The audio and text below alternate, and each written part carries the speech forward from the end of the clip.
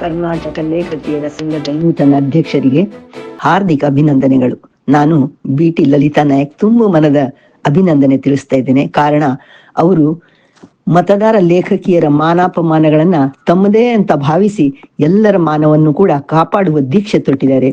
ಸತ್ಯ, ಪ್ರಾಮಾಣಿಕತೆ, ಬದ್ಧತೆ ಇದ್ದಲ್ಲಿ ಮಾತ್ರ ಇಂತಹ ಅಮೂಲ್ಯ ನುಡಿಗಳು ಅವರ ಬಾಯಿಯಿಂದ ಹೊರಬರಲು ಸಾಧ್ಯ.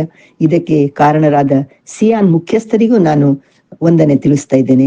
ಗಾಂಧಿವಾದದ ಜಾಡಿನಲ್ಲಿ ಸಂವಾದ ಮುಂದುವರಿದು ಅದೇ ಜಾಡಿನಲ್ಲಿ ಮುಕ್ತಾಯಗೊಂಡಿದ್ದು ತುಂಬಾ ಸಮಾಧಾನವಾಯಿತು.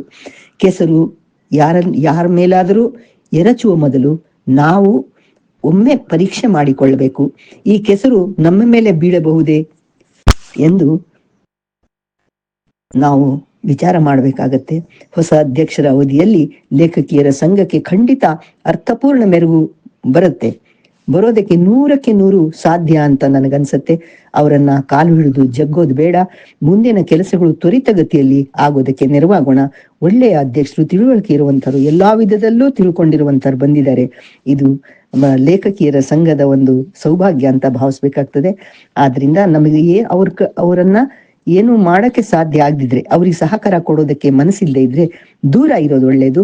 ದೂರವಿದ್ದು ಅವರ ಕೆಲಸ ಕಾರ್ಯಗಳನ್ನ ನಾವು ನಿರೀಕ್ಷಣೆ ಮಾಡಬಹುದು. ಒಳ್ಳೇದಾಗ್ಲಿ, ಶುಭವಾಗ್ಲಿ. ಎಲ್ಲರೂ ಕೂಡ ಒಳ್ಳೆ ಮನಸ್ಸಿನಿಂದ ಈ ಒಂದು ಲೇಖಕಿಯರ ಸಂಘದಲ್ಲಿ ಕೆಲಸ ಮಾಡೋದಕ್ಕೆ ಮತ್ತು ಅದನ್ನ ವೀಕ್ಷಣೆ ಮಾಡೋದಕ್ಕೆ ಮುಂದಾಗೋಣ. ಎಲ್ರು ಒಂದಾಗೋಣ. ಖಂಡಿತವಾಗಿ ಎಲ್ಲರ ಮನಸ್ಸು ತಿಳಿಯಾಗ್ಲಿ, ನಿರ್ಮಲಗೊಳ್ಳಲಿ.